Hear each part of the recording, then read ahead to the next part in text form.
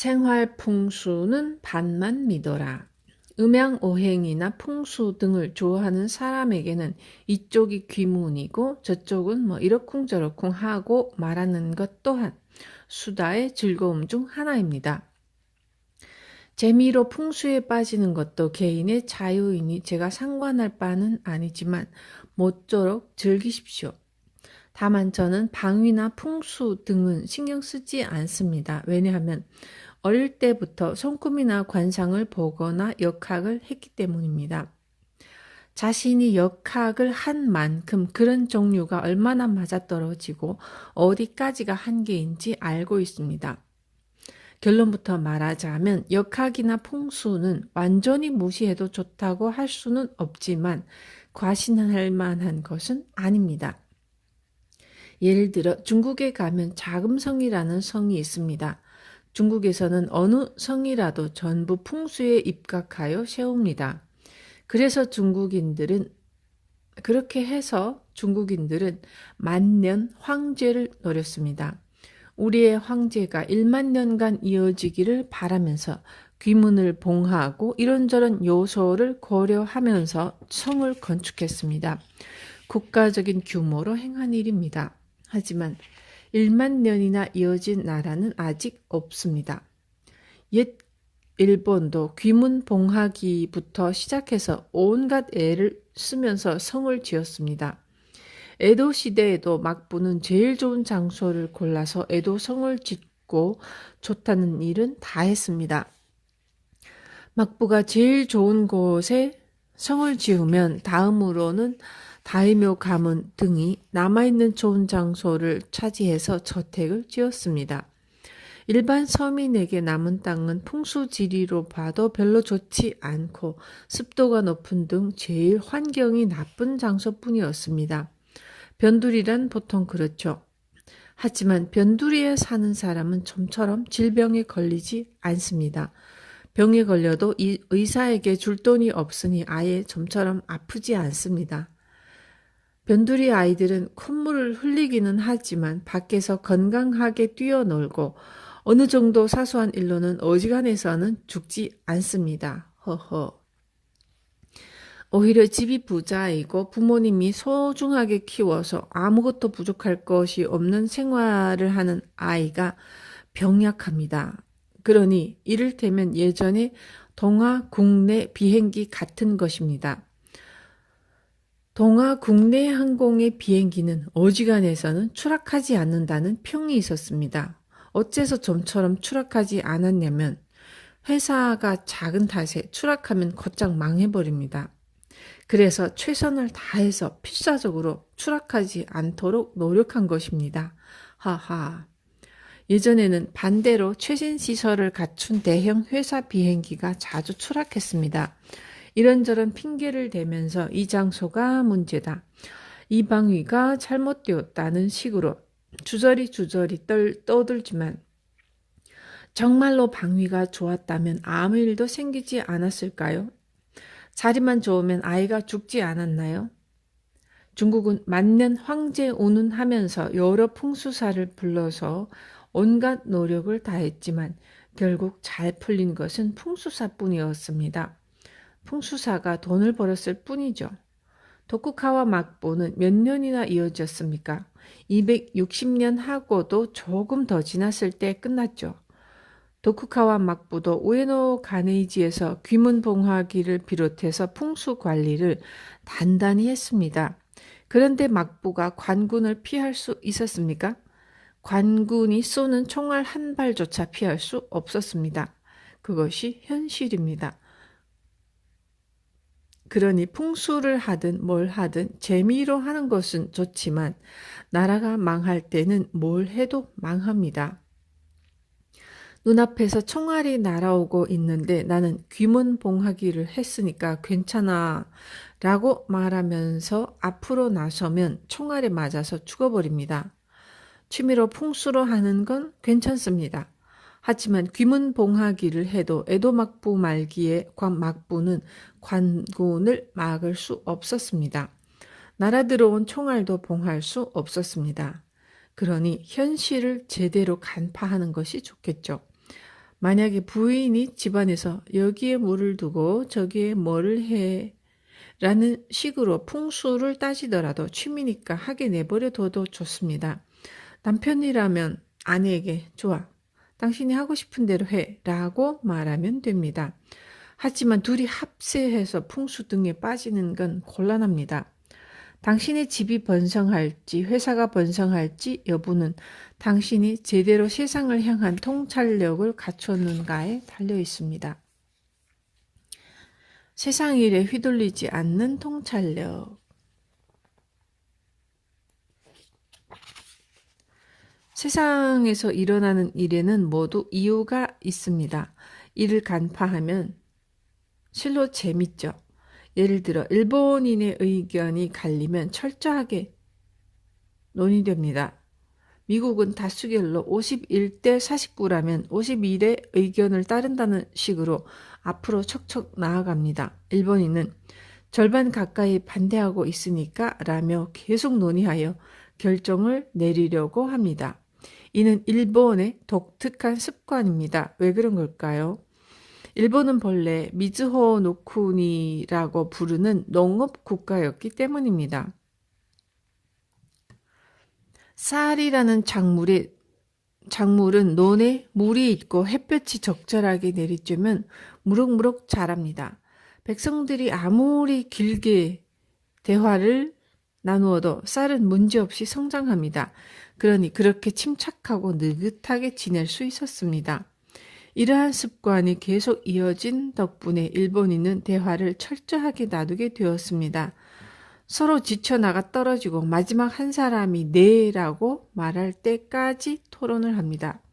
그러나 농업 외의 사안은 빠르게 결단을 내리지 않으면 기회를 놓쳐서 때에 따라서 피해가 생기기도 하므로 51대 49로 나뉜다면 51의 의견으로 가야 합니다.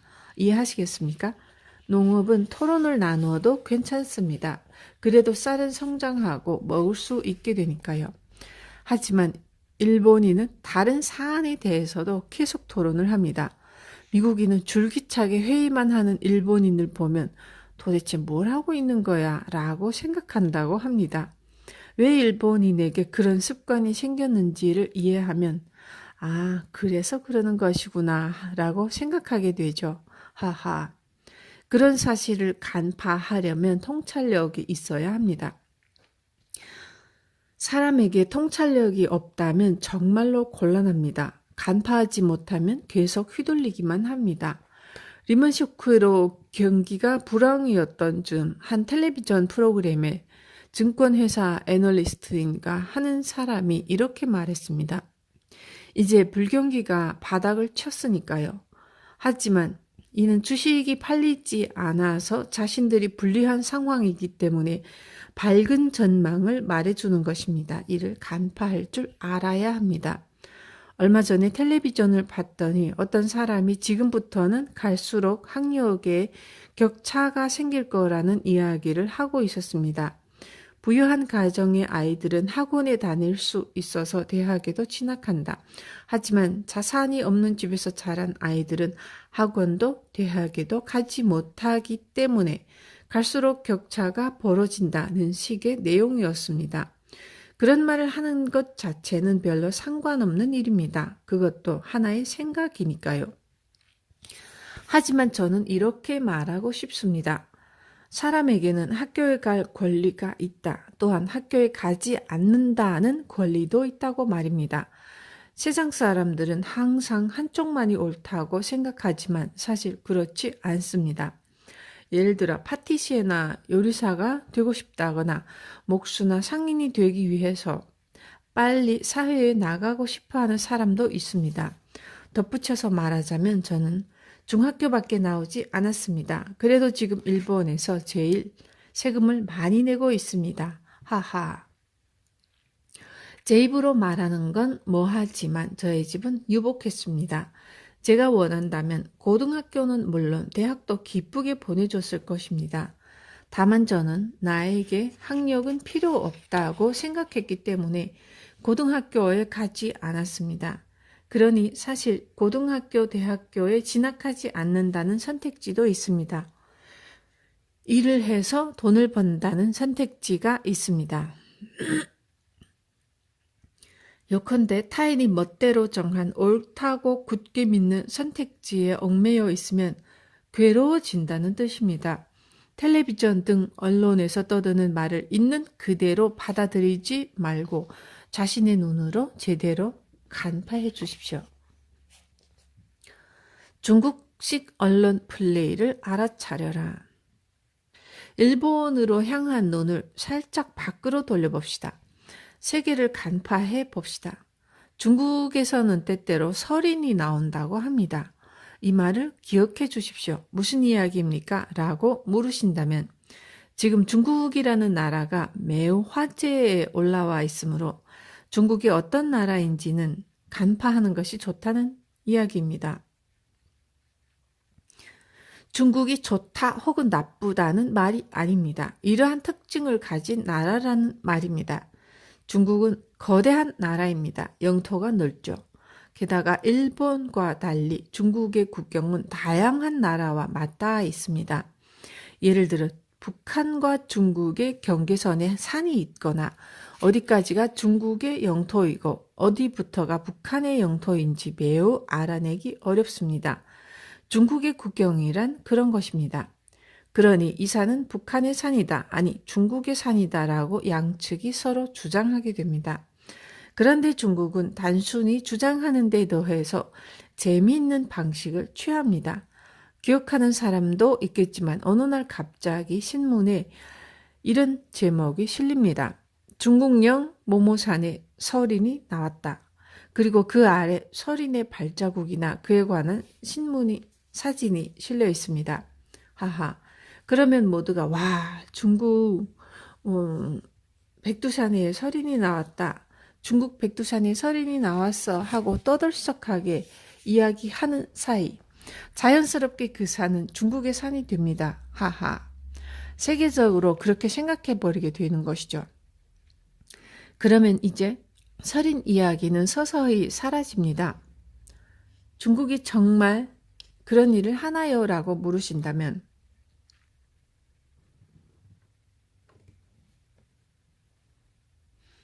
중국은 그런 나라입니다. 그리고 중국의 발모제로 101이라는 제품이 있습니다. 아마도 기억하는 사람이 있을 겁니다. 20년 정도 전에 중국에서 이런 발모제가 생겼다. 이걸 사용하면 머리가 풍성하게 나는 획기적인 제품이다. 라고 대대적으로 발표를 했습니다. 일본에서도 언론에 오르내리며 매우 화제가 되었습니다. 그런데 중국은 발모제를 일본에 수출해서 팔지 않았습니다. 중국에 온 사람에게만 팝니다라는 주장이었습니다. 중국이 그렇다니 일본에서 탈모로 고민하는 사람들은 대거 중국으로 몰려갔습니다. 이 대목부터 통찰력이 필요합니다. 어째서 중국은 중국에 온 사람에게만 발모제를 팔았던 것일까요? 사실 중국은 당시 일본 관광객이 찾아오기를 바랐습니다. 그러니 중국에 관광하러 온 사람에게만 판매한다는 작전을 취한 것입니다. 중국 사람들이 몰려온 관광객을 열렬히 환영하면서 대접하면 일본인은 중국은 이런 좋은 곳이구나 라고 생각하게 됩니다. 와 하고 들떠서 발모제를 사고 일본에 돌아옵니다. 하지만 101로 머리카락이 자랐다는 이야기는 한 번도 들어본 적이 없습니다. 하하. 어느샌가 발모제는 소리 소문 없이 사라지고 남은 건 중국으로 관광을 떠나는 일본인 뿐이었다는 이야기입니다. 하하. 그때부터 일본인이 중국으로 계속 여행을 가게 된 것입니다. 이처럼 중국은 관광객을 불러 모으기 위해 급작스럽게 발모제를 만들어내거나 자국의 영토를 넓히기 위해서 중국령인 산에 설인이 나왔다고 주장하는 나라입니다. 이것이 좋다 나쁘다는 말이 아니라 그런 일을 하는 나라라는 것을 알아야 한다는 말입니다. 이를 간파하는 통찰력이 있으면 어떤 소식을 들었을 때 또 그러고 있구나 라고 반응하게 되겠죠. 하지만 간파하지 않으면 속게 됩니다. 그러니 자신의 확고한 통찰력을 통해서 바라보아야 합니다. 하하.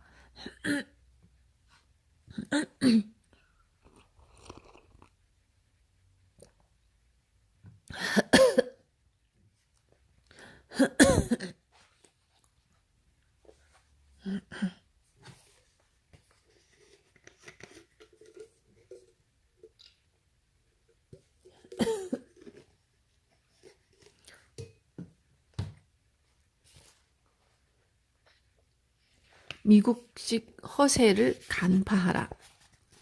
이 밖에도 재밌는 나라가 여럿 있습니다. 예를 들어 스타워즈 대작전으로 교묘하게 연기를 해서 전쟁에 이긴 나라가 있습니다. 무슨 소리인지 알 수 없겠죠? 하하. 하지만 매우 재미있는 이야기입니다. 구소련의 공산주의는 몇 년 전에 붕괴했습니다. 어째서 그렇게 되었는가? 구소련은 스타워즈에 당해버린 것입니다. 구소련과 미국은 사실 냉전이라는 이름의 전쟁을 하고 있었습니다. 미국은 자유주의 국가입니다. 자유주의가 공산주의보다 경제적으로 다소 우수합니다. 즉 미국은 돈의 흐름이 좋고 자금이 풍부합니다. 그러니 새로운 무기를 자꾸자꾸 개발한 것입니다. 반면 구소련도 미국에 질 수 없다고 해서 새로운 무기를 개발했습니다. 개발에 돈을 점점 투자해서 국민의 생활을 지원하는 데 필요한 돈까지 군사비로 돌리게 되었습니다. 처음에는 미국과 구소련의 힘이 심하게 차이가 나지 않았습니다. 하지만 미국이 점점 새로운 무기를 개발하고 구소련도 그에 대항해서 계속 만들어가는 사이에 구소련 경제가 이상해지기 시작했습니다. 그때 당시 원래 할리우드 배우였던 미국 대통령 레이건이 돌연 대대적으로 이러한 발표를 했습니다. 우리에게는 스타워즈 계획이 있다. 우리는 핵무기를 무력화해서 이를 시대에 뒤처진 무기로 만들 것이다. 스타워즈 계획이란 적대하는 국가가 자국이나 동맹국을 향해서 원자폭탄 등을 발사했을 때 이를 우주 공간에서 맞춰서 없애버리는 무기 혹은 시스템을 만들어서 자국과 동맹국을 지킨다는 우주전쟁 구상과도 같은 것입니다. 구소련의 원자폭탄은 대륙간 탄도미사일에 달아서 날리는 것입니다. 대륙간 탄도미사일은 발사한 다음 일단 대기권을 나와서 밖으로 계속 날아갑니다. 그런 식으로 맞추고 싶은 나라의 위쪽까지 올라간 다음 지상에 원자폭탄을 투하합니다. 그렇게 미국 대륙에 원자폭탄을 떨어뜨리는 시스템입니다. 그래서 미국은 구소련의 대륙간 탄도미사일이 대기권에 올라갔을 때 자국에 떨어지기 전에 우주 공간에서 레이저 빔이나 탄화를 맞춰서 폭발시키면 되지 않을까라고 생각했습니다. 이것이 스타워즈 계획인데 레이건 대통령은 이런 방식으로 핵무기를 시대에 뒤처진 무기로 만들어 버리겠다고 선언한 것입니다. 미국이 이런 기술 개발에 성공하면 구소련이 발사한 원자폭탄은 전부 구소련 상공에서 폭파되어 자국의 원자폭탄이 자국 머리 위에서 터지는 상황이 됩니다. 그러면 곤란한데, 자 이제 어떡하지? 하지만 구소련으로서는 미국의 스타워즈에 대항할 수 있는 무기를 개발하는 것은 막대한 자금이 필요하니 불가능한 일이었습니다. 그래서 구소련은 곤란하네라고 생각하는 처지에 놓였습니다. 그때 또 한 가지 문제가 발생했습니다. 전 세계 바닷속에 있던 구소련의 핵 잠수함이 전부 해수면 위로 떠올라 버린 것입니다. 세계적인 뉴스가 되었으니 기억하는 사람도 있겠지만 잠수함이 떠오른 원인은 보도되지 않았기 때문에 원인을 아는 사람은 많지 않습니다. 다만 저는 저 나름대로 간파해서 원인을 생각해냈습니다.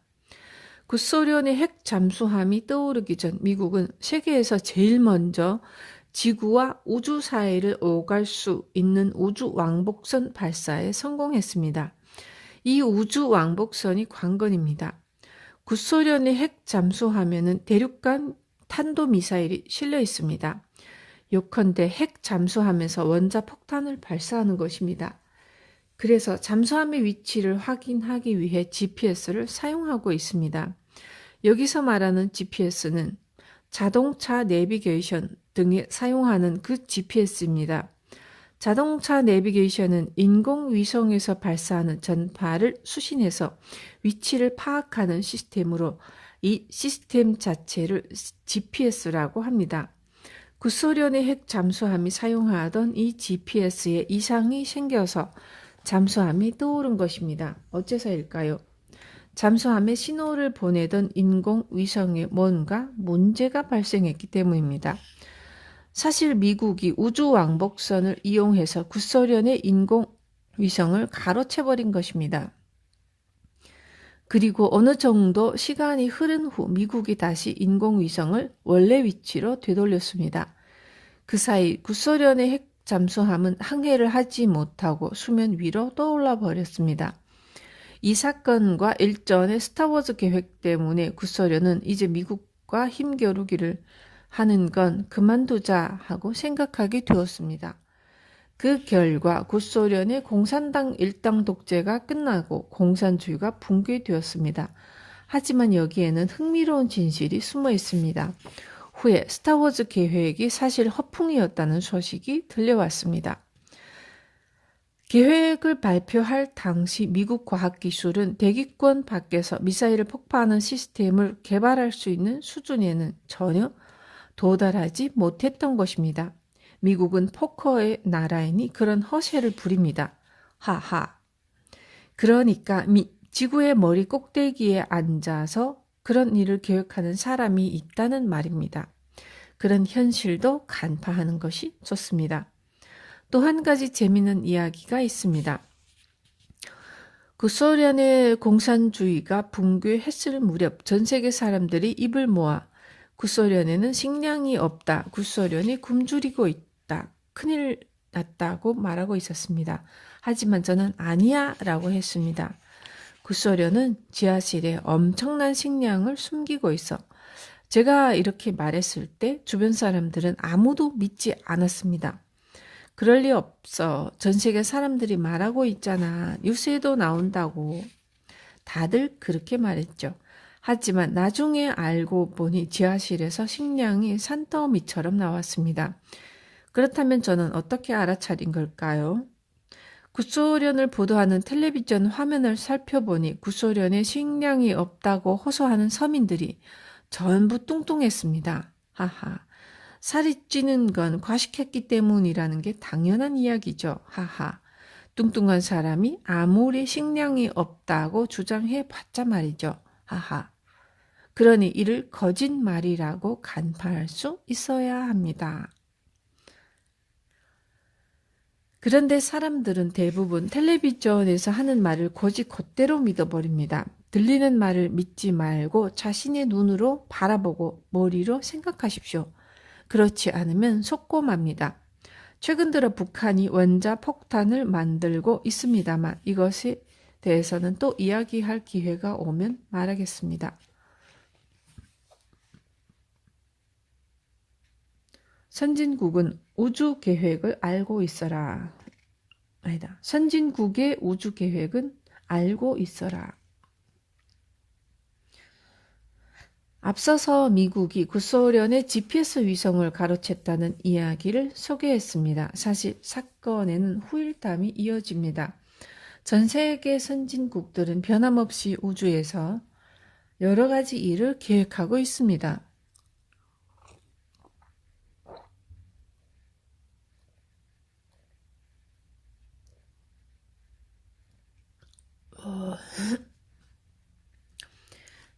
예를 들어 몇 년 전에 중국이 자국의 기상위성이 노후화되어 사용할 수 없게 되었다고 지상에서 미사일을 발사해서 기상위성을 파괴해 버렸습니다.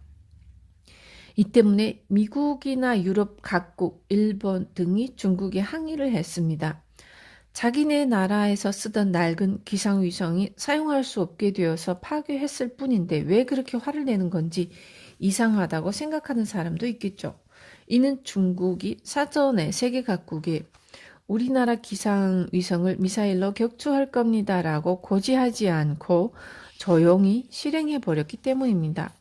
그리고 얼마 지난 후에 미국 잡지에 중국이 자국의 기상위성을 파괴했다는 기사가 실려서 그 소식이 전 세계에 알려졌습니다.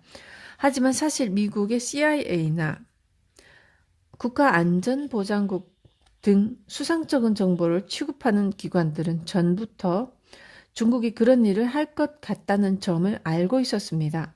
미국이 쥐고 있는 정보란 중국이 어딘가에서 위성 파괴 실험을 한다는 것이었습니다. 이를 중국이 극비리에 해버린 것입니다. 그래서 모두에게 큰 소란이 벌어졌습니다. 냉전 시대 당시 미국과 구소련은 우주에서도 전투를 벌이고 있었습니다. 미국이 구소련의 GPS 위성을 가로채기 전까지는 서로 상대국의 인공위성을 파괴하는 무기를 개발하고 있었습니다. 구소련은 공격용 위성을 자폭시켜서 적대국의 인공위성을 파괴하는 실험을 하고 있었고, 미국도 전투기에서 미사일을 발사해 인공위성을 떨어뜨리는 실험을 해서 성공했습니다. 그만큼 인공위성 개발이 군사면에서 매우 중요했습니다. 인공위성이 망가지면 미사일도 함선도 모두 무력화되고 맙니다. 그러니 미국과 구소련도 상대국의 인공위성을 파괴하는 무기 개발에 힘썼습니다. 우주전쟁은 그야말로 미국과 구소련이 동무대였죠. 그런데 구소련의 공산주의가 붕괴하기 얼마 전부터 양국 모두가 위성 파괴용 무기 실험을 멈췄습니다. 그런데도 중국은 몰래 위성 파괴용 무기 개발을 진행해서 그걸 가지고 자국의 기상위성을 격추했습니다. 실험을 한 것이죠. 그래서 세계 각국이 중국을 비난했습니다. 특히 미국은 우주의 군사력은 자국이 세계에서 제일이라고 생각했기 때문에 맹렬하게 화를 냈습니다. 그래서 미국은 중국의 위성 파괴 실험 1년 후 정도가 지났을 즈음에 실험을 했습니다. 고장난 군사용 정찰 위성이 지구에 떨어질 테니 우리가 하와이 연안에 이지스하면서 절묘한 타이밍에 미사일을 발사해 정찰 위성의 정면에 맞추겠다. 우리를 얕보지 마라는 식이었습니다. 궤도에 있는 인공위성을 맞춰서 떨어뜨리는 것보다 지구에 떨어지는 인공위성을 맞추는 쪽이 훨씬 고급 기술이니까요. 지금은 미국과 중국이 우주 군비 경쟁을 하고 있죠. 얼마 전에 일본의 기상위성이 손상되어서 일시적으로 위성으로부터 정보가 전해지지 않은 적이 있었습니다. 그때도 윗사람들은 대대적으로 소란을 일으켰죠. 기상위성이 보내오는 정보가 멈추면 기상예보를 할 수 없게 되기 때문이 아닙니다. 기상위성이 보내는 정보가 멈춰도 날씨 예측이 빗나가는 것과는 그다지 상관이 없습니다. 그렇다면 어째서 소란을 일으킨 걸까요? 일본의 기상위성은 날씨 예측에 관한 정보만 모으는 것이 아닙니다. 북방 영토 근처 바다에서 우왕좌왕하는 러시아 함선을 지키고 있습니다. 어느 나라에서든 인공위성의 또 다른 목적은 적대 국가의 움직임을 샅샅이 감시하는 것입니다. 그러니 위성이 멈춰버리면 곤란하죠. 세간에서는 냉전이 끝나서 잘됐다, 정말 잘됐다 라고 합니다. 하지만 실제로는 그렇지 않습니다. 세계의 머리 꼭대기에 앉은 사람 중에는 여전히 그런 계획을 세우는 종류가 있습니다. 그런 사실을 간파해야 합니다. 그런데 말이죠. 일본에 관한 이야기가 하나 있습니다. 세이칸 터널은 사실 단순히 철도가 달리는 터널이 아닙니다. 지금은 철도가 달리고 있죠. 하지만 원래는 전쟁 전부터 세이칸 터널을 만들자는 계획이 있었습니다. 그때 당시에는 군사 관련 시설로 계획된 터널이었습니다. 전쟁이 끝나고 나서 실제로 건설에 돌입했을 때는 앞으로 홋카이도 신칸센을 통과하게 만들 거라면서 통상보다 폭이 넓은 터널로 만들었습니다. 사실대로 말하자면 여기에는 자위대 전차를 실은 화물차가 지나가게 하려는 목적도 있었습니다. 그리고 구소련의 잠수함이 스가루 해협 근처를 어슬렁거리고 있으면 터널에서 쭉 추격할 장치를 만들었다던가 만들지 않았다던가 등의 이런저런 이야기가 있지만 다음에 기회가 오면 이야기하겠습니다. 이런 이야기를 하면 전쟁이 다시 일어나지 않을까 걱정하는 사람도 있을지 모르지만 지금부터는 더 이상 전쟁이 일어나지 않습니다. 이제 이는 제 통찰력으로 간파한 사실이니 안심해도 괜찮습니다. 국가가 하는 말을 맹신하지 마라. 정말 모든 것에는 이유가 있습니다. 원대한 계략이 있습니다. 일본 정부는 얼마 전까지 주식시장 활성화가 이렇다 저렇다 하면서 거론하고 있었지만 그 전까지는 저축이 답이다, 저축을 하자라며 국민에게 저축을 장려했습니다. 초등학생도 학교에서 일주일에 한 번 우편저금의 날이라는 것이 있어서 우리 아이도 매주 수십 엔씩 계속 돈을 저금했습니다. 어째서 국가는 이렇게까지 저축을 장려했을까요? 전쟁 이후 잿더미가 된 일본을 부흥시켜야 했지만 국가는 돈은 물론 아무것도 가진 것이 없는 상태였습니다. 하지만 철강이나 중공업만이라도 끌어올리지 않으면 일본은 부흥할 수 없다고 생각해서 정부는 우선 국민으로부터 돈을 모아서 대형 중공업에 돌리자고 생각했습니다. 이 방안이 좋지 않았다는 말이 아닙니다. 다만 모든 것에는 원대한 계략이 있다고 설명하는 것뿐입니다. 그래서 정부가 국민에게 여러분 저축을 합시다 라며 저축을 장려하고 초등학생의 용돈까지 모으게 한 것입니다. 전쟁 전에는 1억 국민의 불덩어리다 운운하며 국민을 전쟁에 참가하게 만들고 전쟁 후에는 저금이다 저축이다 라고 활용해서 1억 국민의 총저축 같은 분위기를 만들었습니다. 그렇게 모은 돈을 국가는 대형 중공업 회사에 대출해 주었죠. 그러자 대형 중공업은 빌린 돈으로 토지를 저렴하게 구매했습니다. 당시 일본은 잿더미라서 토지가 공짜에 가까웠으니까요. 예를 들어 실제로는 10,000평 정도밖에 필요하지 않으면서 3만 평이나 6만 평씩 토지를 샀습니다. 그런데 몇 년이 지나고 상환할 때가 오자 토지 가격은 2배가 되기도 했습니다. 만일 토지가 10,000평만 필요했는데 6만 평을 사놨다면 샀을 때보다 훨씬 자산이 늘어난 것이죠. 공장 설비까지 포함해서 자산이 된 것입니다.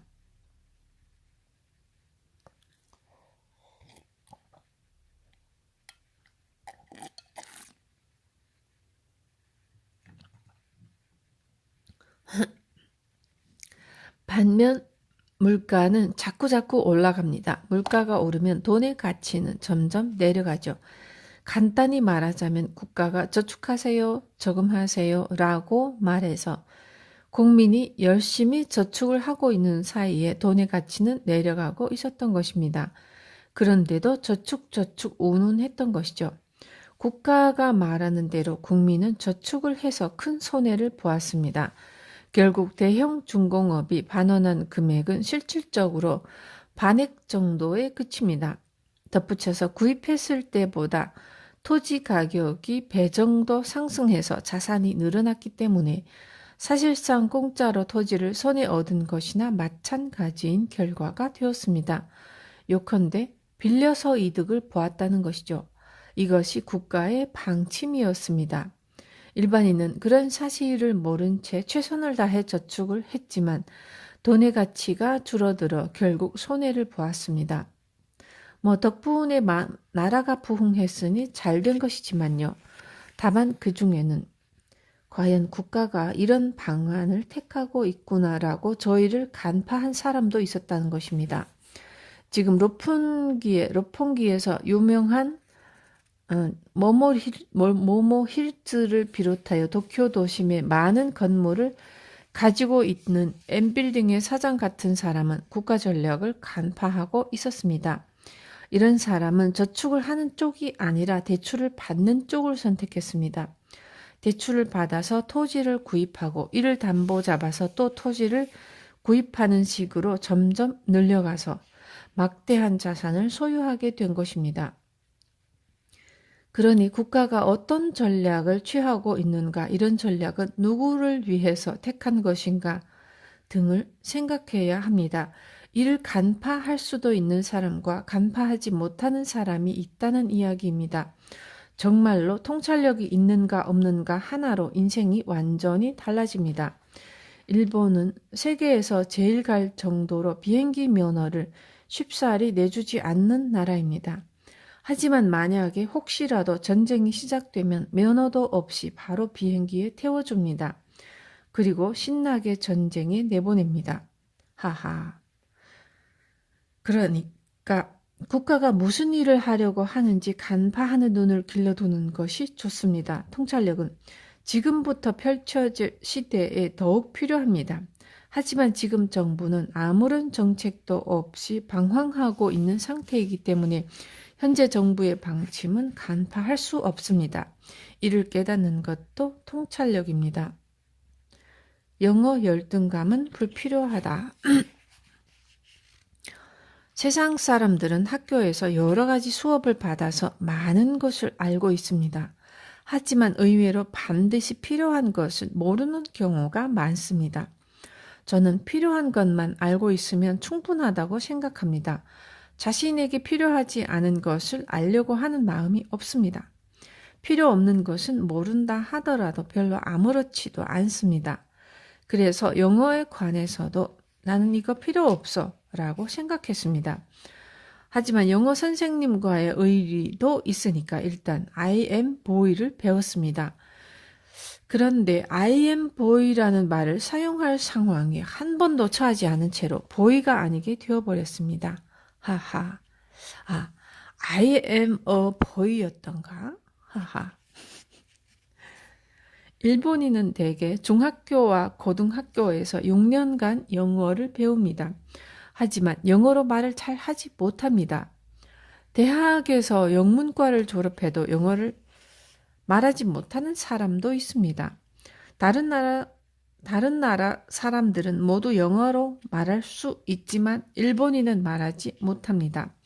이 사실에 의문을 가져본 적이 없으십니까? 이는 일본인이 머리가 나쁘기 때문이 아닙니다. 사실 영어란 인디언식으로 말해야 합니다. 인디언, 거짓말 하지 않는다 같은 식으로 말이죠. 하하. 텔레비전에 토착 아메리칸 인디언이 말하는 모습을 보면 단어를 늘어놓고 있을 뿐입니다. 이것이 제가 말하는 인디언입니다. 이상한 말하기 방법이지만 요컨대 단어를 늘어놓는다는 것이죠. 그러니 영어로 말을 잘하려면 일상생활에 필요한 단어를 기억해서 일단 말하면 됩니다. 물을 마시고 싶다면 워터라는 식입니다. 배가 고프면 헝그리라고 말하면 됩니다. 손짓 발짓을 더하면 좋겠죠. 화장실에 가고 싶다면 저는 화장실에 가고 싶습니다. 화장실은 어디에 있습니까? 라는 문장을 말하는 게 아니라 그냥 화장실이라고 하면 됩니다. 이는 아기가 회화를 익힐 때와 같은 방식입니다. 아기는 엄마, 맘마라는 단어부터 시작하죠. 처음에는 기억한 단어를 말하고 그 다음에 문법을 배워서 문장을 말할 수 있게 됩니다. 영어도 이와 마찬가지 방식으로 익히면 될 뿐입니다. 필요한 단어만 50개나 100개 정도 기억한 다음 외국인에게 단어를 말하는 사이에 자연스럽게 회화 문장을 말하게 되는 것입니다. 그런데 학교에서 영어를 가르칠 때는 I am a boy, 즉 저는 소년입니다 라는 문법부터 알려주기 시작합니다. 하지만 I am a boy, 그러니까 나는 소년이다 라고 말해봤자 말이죠. 소년은 누가 봐도 소년이니까요. 하하.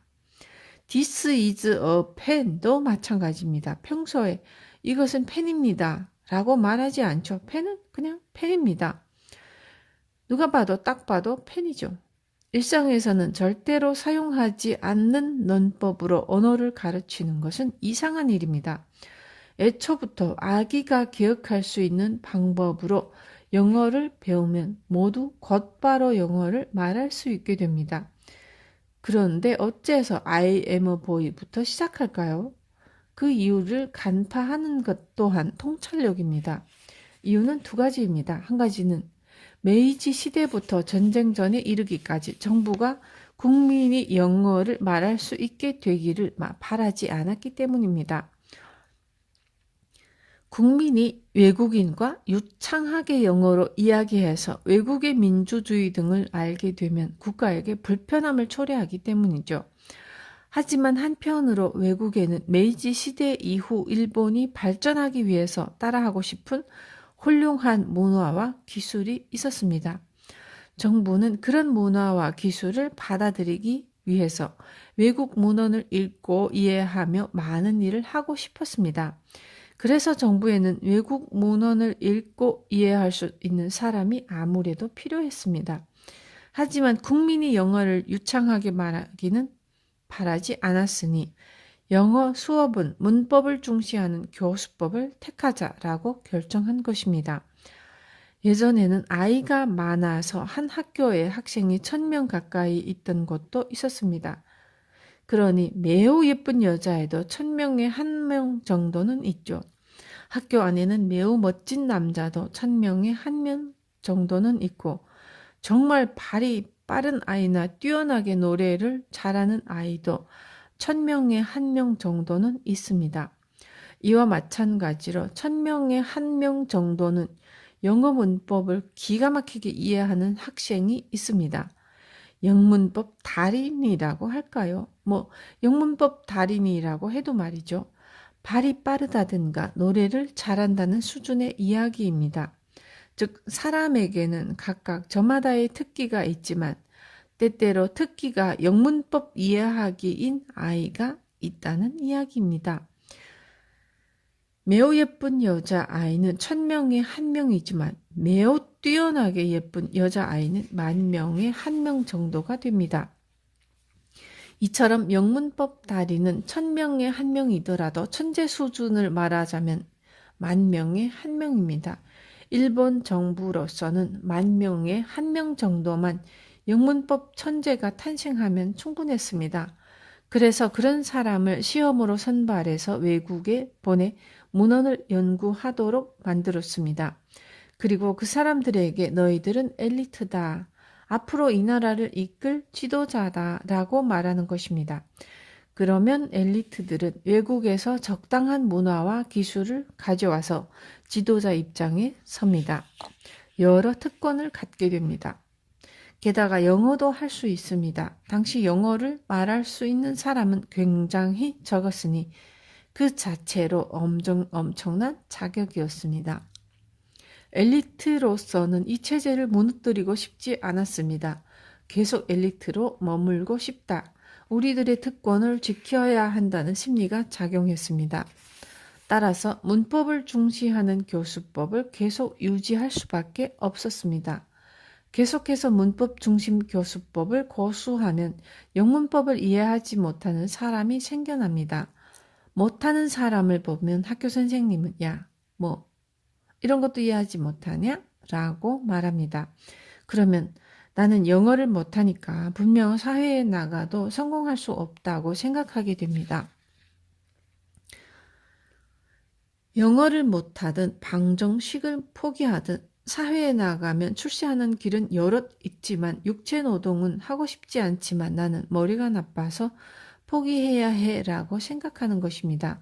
이를 제 방식으로 말하자면 상대방의 노림수입니다. 영어를 못하니까 나는 머리가 나쁘다고 말들을 하지만 제대로 된 방식으로 가르치면 육체노동을 하는 사람이건 무슨 일에 임하는 사람이건 이해할 수 있습니다. 영어로 말할 수 있습니다. 그도 그럴 것이 미국에서는 어린아이들도 영어로 이야기하지 않습니까? 미국 어린이가 우리보다 머리가 좋을까요? 하하, 그렇지 않죠. 능력은 똑같습니다.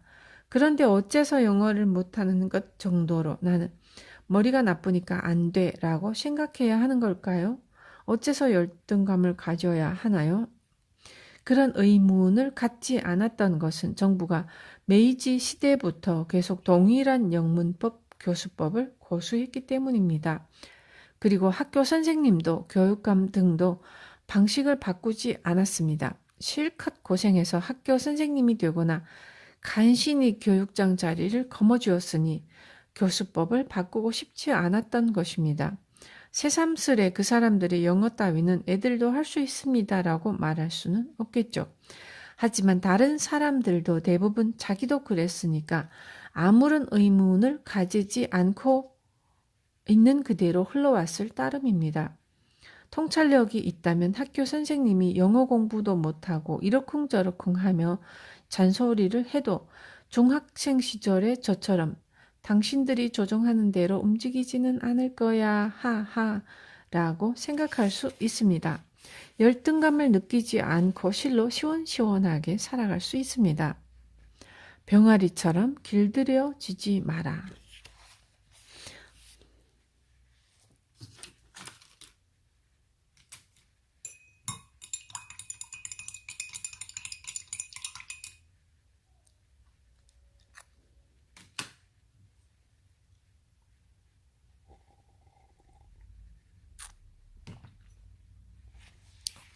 일본에서 제일 먼저 양계장을 시작한 사람이 있습니다.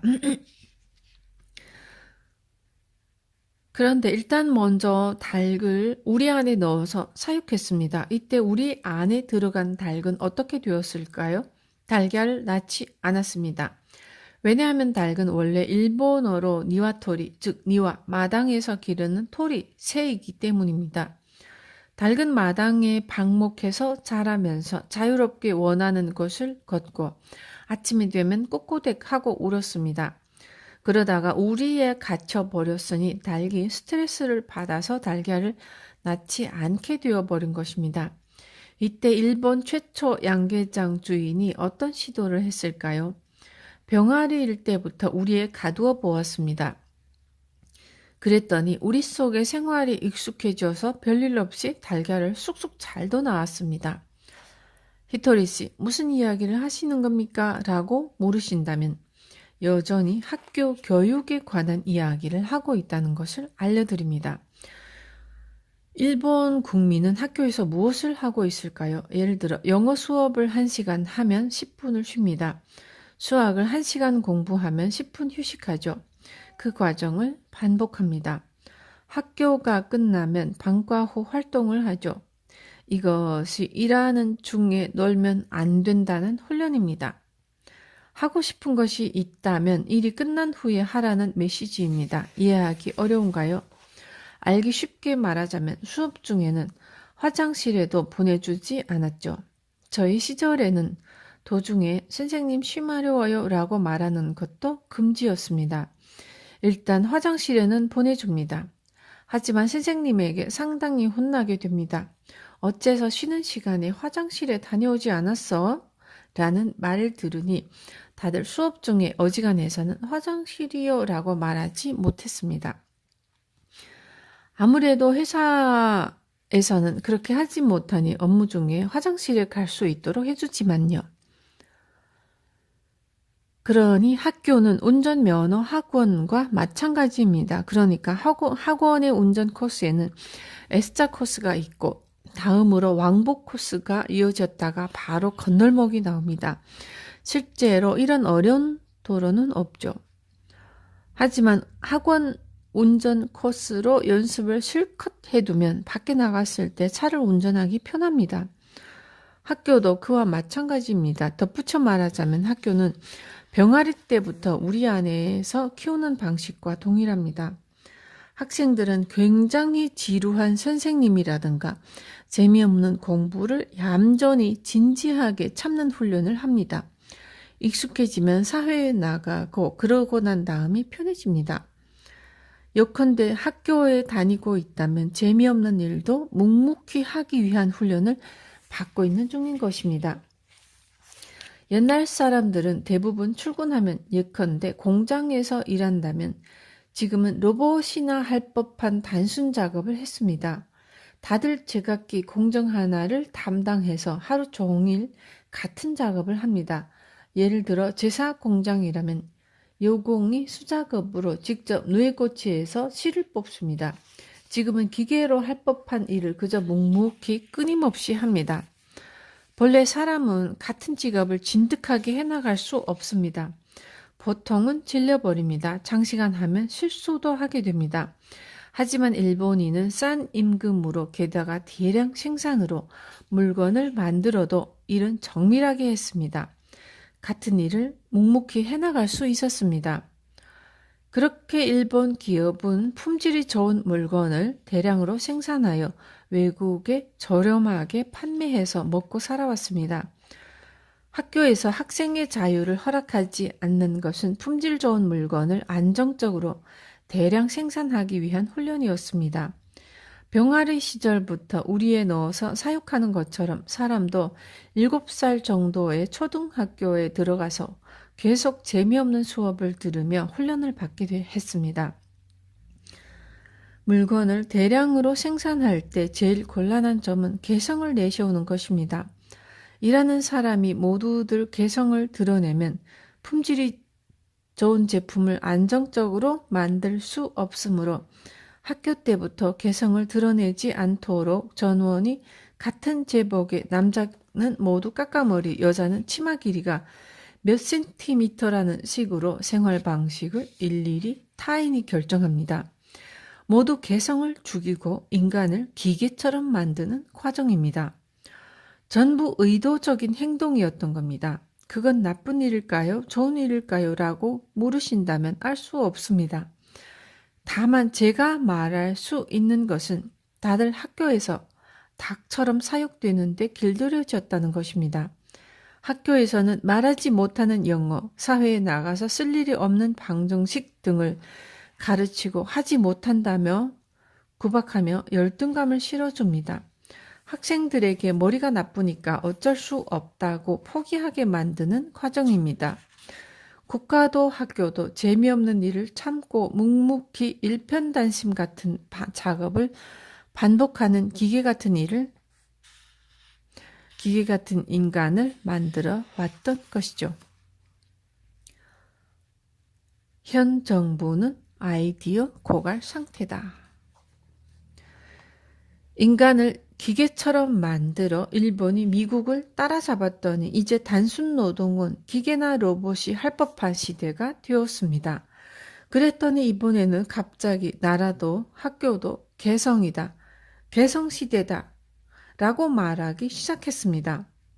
이건 뭔가 이상하다는 생각이 들지 않습니까? 그저 시대의 흐름이다 라고 흘려버리면 안 됩니다. 예전에는 이래라 저래라 다들 시끄럽게 떠들었지. 하지만 지금은 자유롭게 풀어주잖아 라고 생각한다면 당신은 그저 세월 따라 흘러가고 있을 뿐입니다. 사실은 그렇지 않습니다. 당신이 깨닫지 못한 이유가 있습니다. 시대는 흐르고 있지만 흐르는 데는 이유가 있습니다. 그 이유를 간파하는 힘이 통찰력입니다.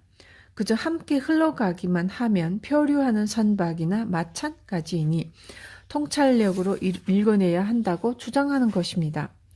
지금은 개성시대, 다들 자유롭게 풀어주니까 좋네 라고 말하지만 사실은 그냥 자유롭게 된 것이 아닙니다.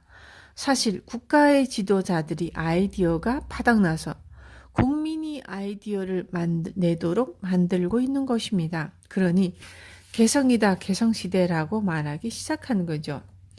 개성적이지 않으면 새로운 것을 발견할 수 없으니까요.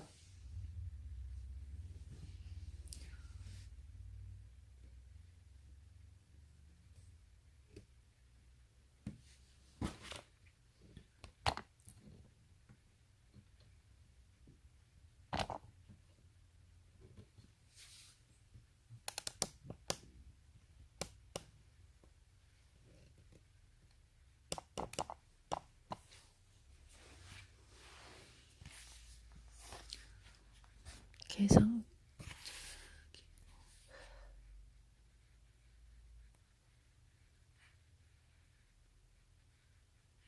전원이 같은 생각을 하고 있다면 아이디어는 나오지 않습니다. 아시겠습니까? 지금까지 국가가 세워온 작전은 전부 맞아떨어졌습니다.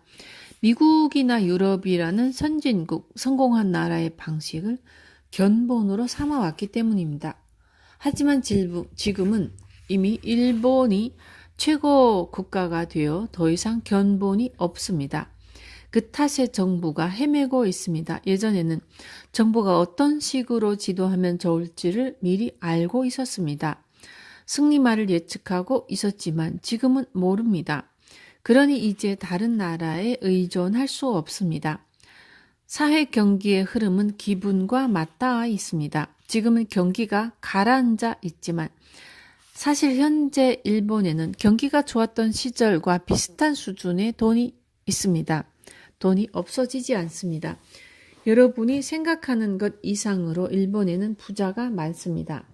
다만 돈을 쓰면 안 된다는 분위기에 휩쓸리고 있을 뿐입니다.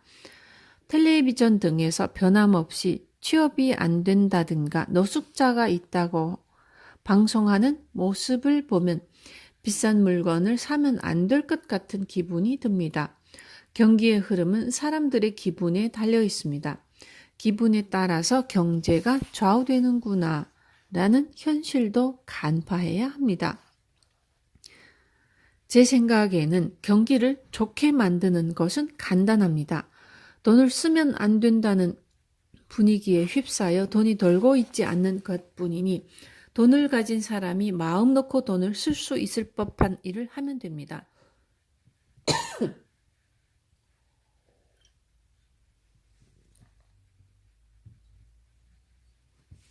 그렇게 하면 돈이 돌아서 경기가 좋아집니다.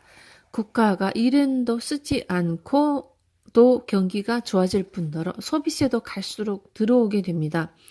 이 방법을 택하면 전국의 사장이 기뻐하고 회사의 사원이 좋아하며 게다가 여러 업계들도 혜택을 보니 어떻게 생각해보면 모두가 행복하게 됩니다. 저에게는 이러한 아이디어가 있지만 이는 다시 다음 기회에 이야기하겠습니다. 이번 주제는 통찰력이니까요. 다만 이것만큼은 말해두겠습니다. 제가 이런 아이디어를 정치가에게 알려주면 기껏해야 사이토 씨, 재밌는 의견을 가지고 계시네요 정도의 반응밖에 돌아오지 않습니다. 모두가 기뻐해야 할 아이디어에 대해서도 재밌는 의견이네요 라고 밖에 말하지 않는 사람들이 윗선에 자리하고 있습니다. 무슨 말이 하고 싶으냐면 국가에 뭔가를 기대해도 소용이 없다는 말입니다. 그것보다 스스로 묵묵히 어떻게 하면 행복하게 살 수 있을까를 생각해서 헤쳐나가야겠죠. 그렇지 않으면 앞으로 우리들이 괴로울 뿐입니다. 그러니 여러분이 기대를 걸 수 없는 사람들이 위에 있다는 사실을 반드시 머릿속에 넣어두도록 합시다. 결코 윗사람들이 게으르다는 말이 아닙니다. 그들도 정말로 어떻게 해야 할지 모르는 상태인 것입니다. 무조건 의뢰 편만 들면 손해본다. 일본의 경제는 요즘 상태가 좋지 않습니다. 사실 현재 일본의 경기는 조금씩 좋아지고 있습니다.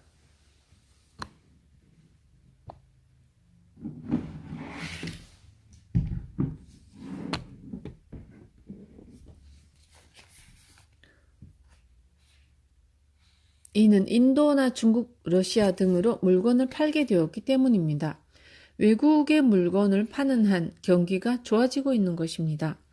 일본은 외국과 장사를 하는 나라입니다. 일본 경제는 기업이 수출을 해서 번 돈으로 지탱하는 부분이 있기 때문에 원래 수출하는 기업이 상태가 좋으면 전체가 좋아져야 합니다.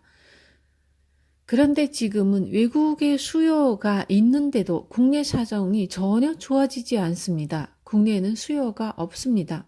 다들 물건을 사지 않습니다.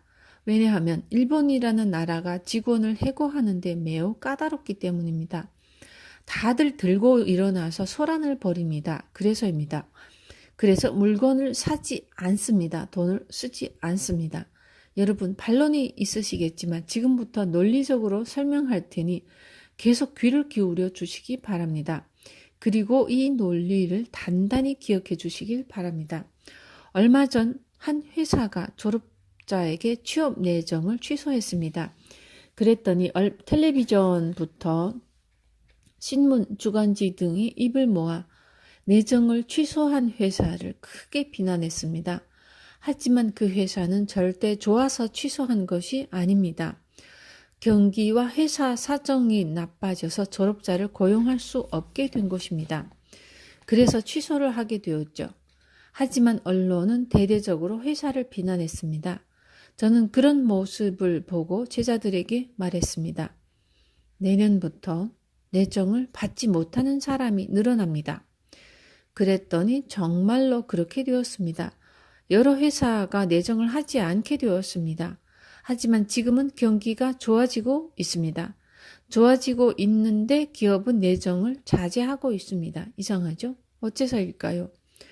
바로 내정을 취소한 회사를 모두가 비난했기 때문입니다.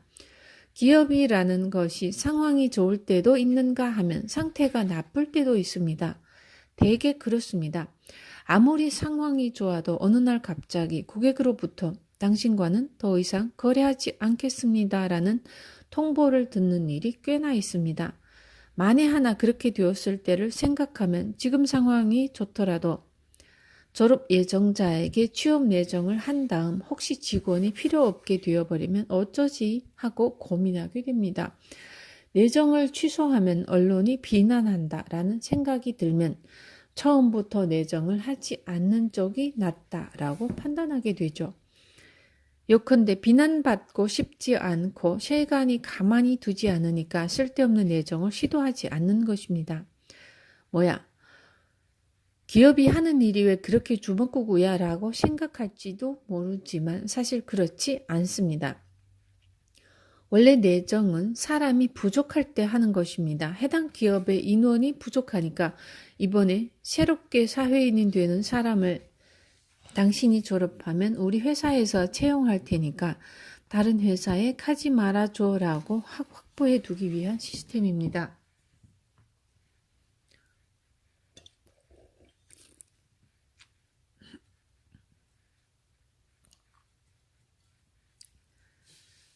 사람이 남아돌 때는 내정을 할 필요가 없습니다. 새로운 사람을 채용해야 하는 상황이 되었을 때 당신 우리 회사에 와요 라고 말하면 될 뿐입니다.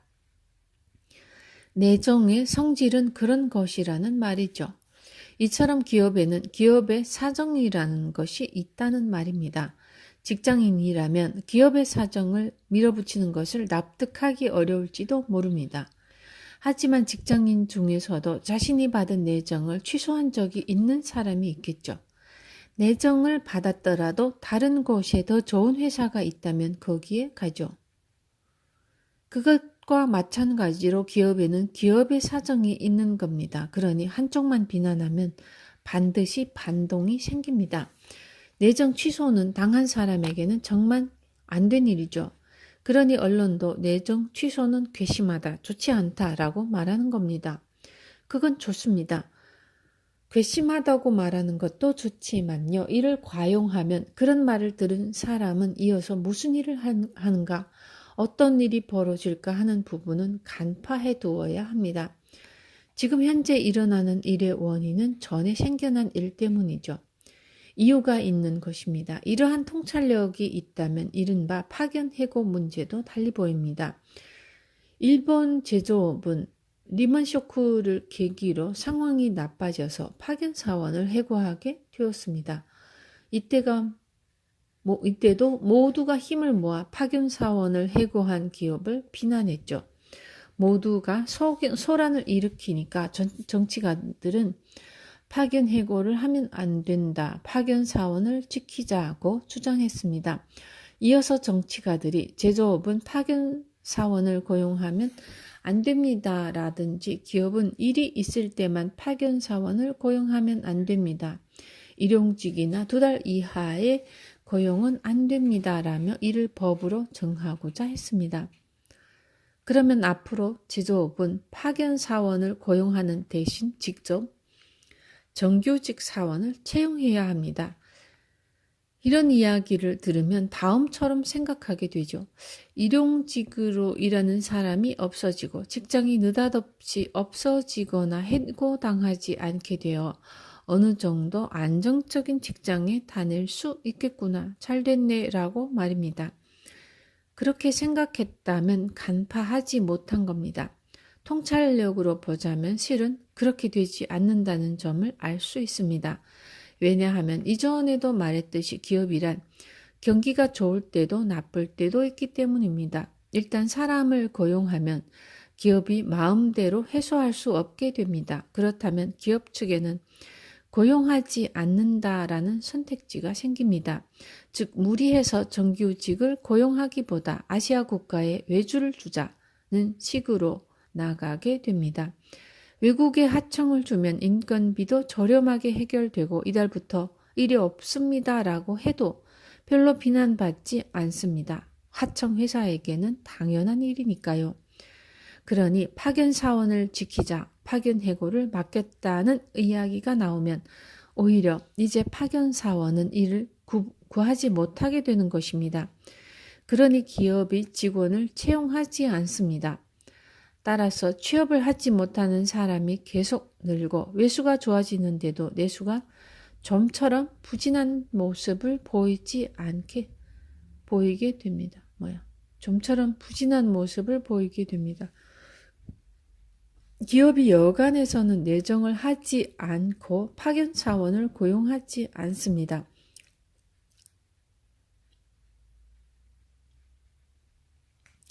좀처럼 사람을 채용하려는 기분이 들지 않습니다. 지금 취업한 사람도 언제 해고당할지 몰라서 마음이 불안하겠죠. 돈을 쓰고 싶지 않을 것입니다. 그러니 지금 가져야 할 마음은 해고하다니 괘씸하다, 해고하게 두지 않겠어가 아닙니다. 그보다 아까부터 제가 강조하는 통찰력을 먼저 길러두어야 합니다. 길러두지 않으면 안 됩니다. 왜냐하면 길러둔 사람이 이득을 보기 때문입니다. 이 또한 통찰력이니 부디 간파해 주십시오. 자신이 사람을 고용하는 측이라면 어떨지 생각해서 심리를 간파해 보십시오. 다만 당신에게 통찰력을 무리하게 강요하지는 않겠습니다. 왜냐하면 머지않아 국가정책이 바뀌어서 기업은 바쁠 때만 써도 좋으니까 직원을 채용해 주십시오 라든지 기업이 힘들어지면 해고시켜도 상관없으니까 지금 일단 사원을 뽑아 주십시오 라는 법률이 생기기 때문입니다. 그렇게 하지 않으면 실업자가 점점 늘어납니다. 그러니 언젠가 법률은 그런 식으로 바꾸게 됩니다. 실제로 유럽 등 상황이 진행된 국가에서는 이미 그러한 일이 벌어졌습니다. 어느 나라에나 통찰력이 있는 사람은 있기 마련이죠.